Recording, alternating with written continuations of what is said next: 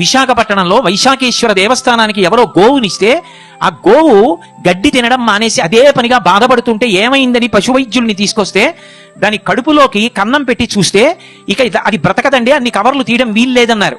అవి జీర్ణం అవ్వక దాని కడుపు అంతా ప్లాస్టిక్ కవర్లతో నిండిపోయింది. ఎందుచేత?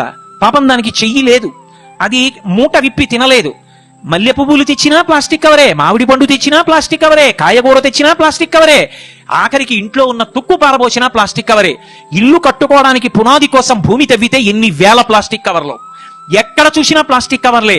ఆవులు తింటున్నాయి, కుక్కలు తింటున్నాయి, పక్షులు తింటున్నాయి, ఎవరికి చెప్పుకుంటాయి వాటి బాధ? మనం పోషించకపోవడం మాట దేవుడెరుగు. ఎన్ని ప్రాణులో గిల గిల గిల గిల తన్నుకు చచ్చిపోతున్నాయి. కనీసంలో కనీసం ఒక సైను బట్టతో తయారు చేసినటువంటి బట్ట సంచి 10 రూపాయలు ఉంటుంది. మడిస్తే చిన్నదైపోతుంది, జేబులో పెట్టుకుని వెళ్ళిపోవచ్చు.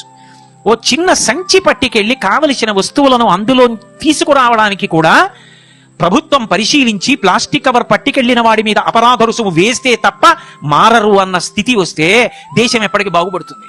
ఎప్పటికీ ప్రకృతి మాతకు నీరాజనం. శుష్క వేదాంతం వల్ల ఈ ఆచరణ సాధ్యం కాని విషయాలు ఎన్ని వల్లిస్తే మాత్రం ప్రయోజనం ఉంటుంది?